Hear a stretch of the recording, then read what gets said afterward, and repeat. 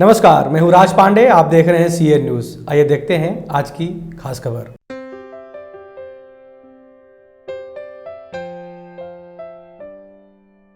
पंजाब में गेहूं की फसल लगभग पक कर तैयार होने को है, लेकिन पिछले 2 दिनों से कुदरत की क्रॉपी किसानों के सिर पर मंडरा रही है। 2 दिनों से हो रही बारिश और तेज हवाओं ने जहां खेतों में खड़ी फसलों को गिरा दिया है, वहीं किसानों की चिंताएं भी बढ़ा दी हैं, जिसको लेकर पीटीसी न्यूज द्वारा मोगा के नजदीकी कुछ गांवों में किसानों ने बात की तो उन्होंने कहा कि 2 दिनों से लगातार बारिश हो रही है, उससे फसलों का काफी नुकसान हुआ है। इससे जहां गेहूं का दाना खराब होगा, वहीं झाड़ के में भी कमी आएगी। उन्होंने कहा बीती रात को तेज हवाएं चली हैं, उससे खेतों में खड़ी फसलें गिर गई हैं।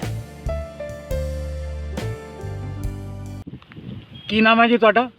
ਗੁਰਤੇਜ ਸਿੰਘ ਮੇਰਾ ਨਾਮ ਹੈ ਜੀ। ਕਿੱਥੋਂ ਦੇ ਰਹਿਣ ਵਾਲੇ ਹੋ ਜੀ? ਦੁੰਨੇ ਕੇ ਪਿੰਡ ਦਾ ਹੀ ਰਹਿਣ ਵਾਲਾ ਹਾਂ ਜੀ ਮੈਂ। ਵੀਰ ਜੀ, ਕੱਲ ਦਾ ਜਿਹੜਾ ਮੀਂਹ ਪੈ ਰਿਹਾ ਹੈ ਫਸਲ ਨੂੰ ਕਿੰਨਾ ਕੁ ਨੁਕਸਾਨ ਦੇ ਰਿਹਾ? ਬਹੁਤ ਜ਼ਿਆਦਾ ਨੁਕਸਾਨ ਆ ਜੀ। ਗੜੇਮਾਰੀ ਹੋ ਰਹੀ ਆ, ਲਗਾਤਾਰ ਬਾਰਿਸ਼ ਹੋ ਰਹੀ ਆ, ਬੇਮੌਸਮਾ ਜਿਹੜਾ ਬਾਰਿਸ਼ ਹੋ ਰਹੀ ਆ, ਬਹੁਤ ਇਹਦਾ ਜ਼ਿਆਦਾ ਨੁਕਸਾਨ ਆ ਕਿਉਂਕਿ ਆਲਰੇਡੀ ਪਾਣੀ ਲੱਗਾ ਹੋਇਆ ਸੀ ਥੋੜਾ ਬਹੁਤਾ ਫਸਲਾਂ ਨੂੰ, ਪਰ ਹੁਣ ਆ ਜਿਹੜਾ ਮੀਂਹ ਆ ਇਹਨੇ ਬਹੁਤ ਜ਼ਿਆਦਾ ਖਰਾਬ ਕਰ ਦੇਣਾ ਫਸਲ ਨੂੰ ਜੀ। ਮਤਲਬ ਕੁੱਲ ਮਿਲਾ ਕੇ ਬਹੁਤ ਜ਼ਿਆਦਾ ਨੁਕਸਾਨ ਆ ਜੀ ਫਸਲ ਦਾ। ਝਾੜ ਨੂੰ ਤਾਂ ਕਿੰਨਾ ਕੁ ਫਰਕ ਪੈ ਰਿਹਾ? ਬਹੁਤ ਜ਼ਿਆਦਾ ਫਰਕ ਪਊਗਾ ਜੀ। ਹੁਣ ਜਿਵੇਂ ਦੋਧਾ ਬਣਿਆ ਹੋਇਆ ਸੀਗਾ ਜੀ, ਹੁਣ ਜਮਾਂ ਹੀ ਪਾਣੀ ਦੀ ਲੋੜ ਹੈ ਨਹੀਂ ਸੀ, ਮਾੜਾ ਮੋਟਾ ਪਾਣੀ ਲੱਗਾ ਸੀਗਾ ਜਿੰਨਾ ਕੁ ਜ਼ਰੂਰਤ ਸੀਗੀ, ਪਰ ਆ ਕੱਲ੍ਹ ਦੀ ਜਿਹੜੀ ਬਾਰਿਸ਼ ਇੰਨੀ ਜ਼ਿਆਦਾ ਹੋ ਰਹੀ ਆ, ਵਿੱਚ ਦੀ ਗੜੇਮਾਰੀ ਹੋ ਰਹੀ ਆ, ਇਹ ਬਹੁਤ ਜ਼ਿਆਦਾ ਨੁਕਸਾਨ ਕਰੂਗੀ ਜੀ ਫਸਲ ਦਾ।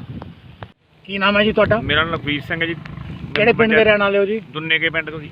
ਵੀਰ ਜੀ, ਕੱਲ ਦੀ ਬਾਰਿਸ਼ ਹੋ ਰਹੀ ਹੈ, ਇਹ ਫਸਲ ਨੂੰ ਕਿੰਨਾ ਕੁ ਨੁਕਸਾਨ ਦੇ ਰਹੀ ਹੈ? ਇਹ ਜੀ ਬਹੁਤ ਜ਼ਿਆਦਾ ਇਹ ਗੜਿਆਂ ਨਾਲ ਡਿੱਗਣ ਕਰਕੇ ਨੁਕਸਾਨ ਫਸਲ ਦਾ ਬਹੁਤ ਜ਼ਿਆਦਾ ਹੋ ਰਿਹਾ ਜੀ।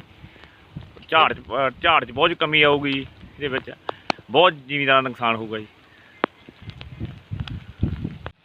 ਕੀ ਨਾਮ ਹੈ ਜੀ ਤੁਹਾਡਾ? ਮੇਰਾ ਨਾਮ ਕਰਮਜੀਤ ਸਿੰਘ ਹੈ ਜੀ। ਕਿੱਥੋਂ ਦੇ ਰਹਿਣ ਵਾਲੇ ਹੋ ਜੀ? ਦੋਨੇ ਕਹਿੰਦੇ ਜੀ। ਵੀਰ ਜੀ, ਜਿਹੜੀ ਕੱਲ ਦੀ ਬਾਰਿਸ਼ ਹੋ ਰਹੀ ਹੈ ਇਹ ਹਾਂਜੀ। ਫਸਲ ਨੂੰ ਕਿੰਨਾ ਕੁ ਨੁਕਸਾਨ ਕਰ ਰਹੀ ਹੈ? ਇਹ ਜਿਹਦੇ ਨੁਕਸਾਨ ਵੀ ਹੈ ਜੀ ਤੇ ਫਾਇਦਾ ਵੀ ਹੈ। ਜਿਹੜਾ ਪਾਣੀ ਲੱਗਿਆ ਜੀ ਇਹਦੇ ਵਿੱਚ, ਉਹਦੇ ਵਿੱਚ ਜਿਹੜੀ ਕਣਕ ਡਿੱਗ ਪਈ ਉਹਦੇ ਵਿੱਚ ਇਹ ਦਾਣਾ ਨਹੀਂ ਪੈਣਾ ਜੀ, ਉਹ ਬੇਕਾਰ ਹੋ ਜਾਣੀ ਹੈ ਜੀ, ਸਾਰੀ ਡਿੱਗ ਪਈ ਆ। ਜਿਵੇਂ ਹੁਣ ਜੇ ਕੱਲ ਤੱਕ ਨਾ ਵੀ ਹਟਿਆ ਇਹ ਸਾਰੀ ਵਹਿ ਜਾਣੀ ਆ ਜੀ। ਤੇ ਬਰੀਕ ਦਾਣਾ ਤਾਂ ਹਜੇ ਬਣਿਆ ਨਹੀਂ ਗਾ ਜੀ, ਜਿਹੜਾ ਦਾਣਾ ਬਣਿਆ ਹੋਊਗਾ ਉਹ ਸੁੱਕ ਜਾਣਾ ਵਿੱਚ ਹੀ ਜੀ। ਨੁਕਸਾਨ ਬਹੁਤ ਜ਼ਿਆਦਾ ਆ ਜੀ ਇਹਦਾ। ਜੇ ਨੁਕਸਾਨ ਜ਼ਿਆਦਾ ਹੋ ਗਿਆ ਤੁਸੀਂ ਸਰਕਾਰ ਤੋਂ ਕੀ ਮੰਗ ਕਰਦੇ ਹੋ ਜੀ? ਫਿਰ ਮੰਗ ਤਾਂ ਸਰਕਾਰ ਤੋਂ ਇਹਦਾ ਮੁਆਵਜ਼ਾ ਭਰਿਆ ਜਾਵੇ ਜੀ, ਜਿਹੜਾ ਨੁਕਸਾਨ ਹੋਊਗਾ ਜ਼ਿਮੀਂਦਾਰ ਨੂੰ ਦਿੱਤਾ ਜਾਵੇ ਜੀ। ਇਹ ਜਿਹੜਾ ਨੁਕਸਾਨ ਹੈਗਾ ਜੀ ਇਹ ਜ਼ਿਮੀਂਦਾਰ ਤਾਂ ਅੱਗੇ ਹੀ ਕਰਜ਼ਿਆਂ ਦੇ ਥੱਲੇ ਦਬਿਆ ਹੋਇਆ ਜੀ।